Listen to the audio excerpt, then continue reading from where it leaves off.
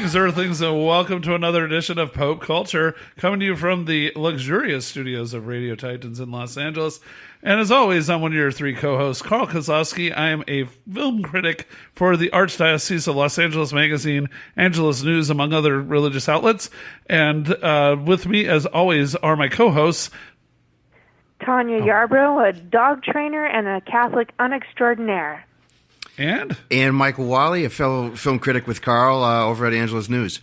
Yes, and so this week we've got a doozy of a show, as always. We're going to be taking on everything from the new movie, the blockbuster return of Roseanne, and the amazing kind of ripple effect it's having on Hollywood and television, as well as the airing of Jesus Christ Superstar as a live musical on NBC, as then also among that the phenomenon of apolitical comics and how they're finding success in the divided age of Trump, the Pope declaring that there is no hell, and a combination of unusual spiritual seekers in the late, great Gary Shandling and Snoop Dogg, who's done a gospel rap album.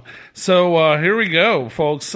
This week, we missed last week's episode, took a little time off for the Holy Week. And, if you're not going to take a week off for that as Catholics, what are you going to do? But Roseanne had exploded in its return after 21 years gone from the nation's airwaves, and wound up having absolute blockbuster ratings. 18 million people tuned in to watch the premiere. The first half had 1 million less viewers. There were two episodes. The first one had 1 million less viewers than the second episode. So that means people were telling their friends, you got to see this because it was so good. And then it built set a record, all-time record for, they've been measuring these for about 15, 20 years. So it is pretty good, significant number that it set the record for the number of viewers that are measured as watching it in late over the next 7 days. So another 7 million watched it then another 5 million watched it in reruns on Easter Sunday. So over 30 million people watched this show, and they said that the 18 million alone was higher numbers than what the show had in its final season 21 years ago, with much less competition going on television. So really amazing. It's setting out then this week, season episode 3, and it was, I think, even funnier. And it held on to 84% of the viewers, which is an insane number in television world. So over 15 million people watched in one night alone, and it lifted the show after it, to its highest ratings in 3 years. And all sorts of crazy stuff is happening. There's we have inside word, have to be careful how we deal with it, but that the Last Man Standing, Tim Allen's show that was a big hit with a conservative character, got canceled last year. That's being negotiated to come back to Fox instead of ABC. And then I also have inside word that ABC's trying to back up the money, trying to convince the cast of The Middle to keep going after they had announced this would be their last year. So what do you guys think? Have you guys seen the episodes, or just the amazing attention this is getting? Well, I haven't seen the episode because I just finished moving yesterday. It took me like a month to get things rolling. But so I haven't done much entertainment myself. But one thing I want to add to the whole numbers thing is that what's significant, in addition to the large numbers, is that this is the first time I understand that their numbers are significant everywhere except New York and Los Angeles. It's been well known that you actually have to have the big numbers in those two cities on each coast to actually have what they call have a show and keep it going. And now it's showing that the middle of America is like carrying the entire show with, I think the first episode, the pilot was, I think New York was in the below the low 5, like it was at the bottom 5 of shows to watch. Wow. And so then it was and LA was like the bottom 20. Yeah. And this is, out of a scale of 100. So the middle of America is saying they're the ones who are voting this in and keeping it going. So that's a significant blow to the egos of the East Coast. And that's something that, conservative pundits have been saying, look, we know these people, their ego is so big, we really question whether they're going to negotiate doing more things. Like at the time that this was going on, Carl's got more inside stuff than I do. I mean, my inside stuff is packed boxes at this point. But yeah, that's what was kind of really weird, is that it's all of a sudden the flyover country is like taking over the dollar signs on the show. Yeah. You have any thoughts, Michael? Or well, first of all, Tanya, if you have any bubble for me, I always love stomping on like it. bubble wrap? Oh, I love it ever since I was a kid. I also haven't had a chance to see any of the episodes yet, but I was leading up to it. I caught an article in LA Times where the cast members talked about coming back together after all these years, and once John Goodman kind of said yes, then it got it in their minds that maybe this is something we could do, and that it could be a good idea and still be as relevant today, maybe even more so than it was back then. And an interesting thing in the article for me was that Roseanne in the 90s, it wasn't really a secret how contentious she was in terms of dealing with her staff and the writers and stuff like that. Like if you were a writer in the 90s, getting fired by Roseanne was almost like a rite of passage. Like everyone had their story about it. You're like, you have actually graduated. Right.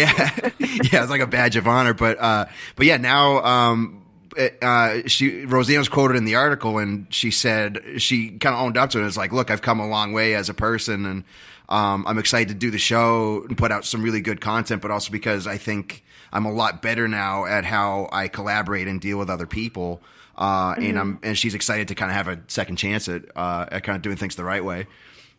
Yeah. Well, and what's I have this friend who keeps going on Facebook, this liberal progressive lady, and she keeps saying about Roseanne, because I keep raving about Roseanne, and she's like, oh, well, she's just a horrible human being, and oh, she drove Laurie Metcalf crazy, and I'm like, oh yeah, well then why is Laurie Metcalf, who has a damn Oscar nomination for Lady Bird this year, and she's been on Broadway and she's had 21 years getting away from her. It's like, if it's so bad, why is she back? And then Roseanne made an apology list of maybe including Laurie, I don't know, but she made an apology list of writers and producers, and she picked out which ones that she now realizes did a great job getting her voice, and she made amends with at least two of them, and they're now the main showrunners of the show. So, and part of her deal, I read, is that she insisted, she goes, look, I don't even be tempted to be a jerk. So she said, let Sarah Gilbert, who plays Darlene, whose idea was to create the reunion, to run the show, and they brought in Whitney Cummings because she had the closest thing to Roseanne in the last 20 years with Two Broke Girls being a sassy blue-collar show. And so the two of them are just doing a brilliant job running it. Yeah.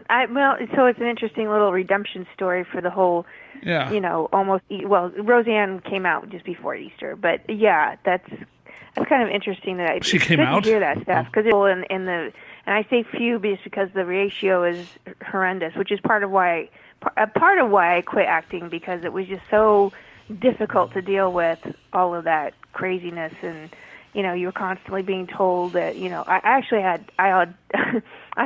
went to an audition to do a play, and the guy who was doing the play says, now just so you know, if any of you are Republican, you should leave now. What? Really? Wow. Oh yeah, that happens all the time. So, it's kind of nice to see people kind of putting their politics aside. I mean, it's not a conservative show, Roseanne, and she's not really a conservative. I mean, she ran with the Green Party, but she's not and this is something that political pundits put out there, is that they're not insulting people for once. You're not getting insulted for being not liberal, or being Christian. Yeah. You get both sides, but you're not being completely insulted. So I think that is why middle America is kind of going, hey, it's nice to finally turn on the TV and not be insulted. And honestly, that's why I don't watch TV much myself, because I just get tired. I just get tired of being told that I'm stupid and backwards and all that stuff. And I think, it wears on you, and you just stop watching TV. You just stop. Yeah, like all kinds of TV. With Roseanne, I don't think her goal should be so much to be political or conservative as to make sure that she just kind of maintains her blue collar edge that made her It makes made her it such real. an icon back Exactly in the right. 90s. It's not that, and then that's not. I don't think she's trying to make it like she's not trying to make it conservative. I think people should be clear about that. That she's not like going to be the conservative Republican Christian. She's just kind of being a real person who happens to be a Trump supporter and offers a funny viewpoint and not making the Trump supporters seem stupid or irrelevant. Well, I watched the premiere over because I got duped by a friend and. Like I have a joke writing group on Tuesday nights. All three of us are also comics, and so they were like, "Oh yeah, we'll watch it." And then I get over there, she's like, "Oh, I don't have a TV." I'm like, "Are you kidding me?" And so we couldn't access the new one, so we watched the premiere. And the thing is that I watched a little more in depth. And one thing that was interesting was, I don't know if they did this before, but it was a very big part of the show.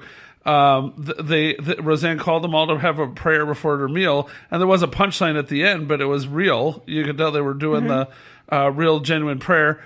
And Roseanne has another great moment where she talks to God because each of her daughters says, "Hey, can I have some money?" Or a granddaughter says to Darlene, "Can I have some money?" And Darlene looks at Roseanne, "Well, I don't know. Can I have some money?" And then Roseanne looks up at heaven and throws her hands up and she goes, "Can I have some money?" And the whole place goes crazy.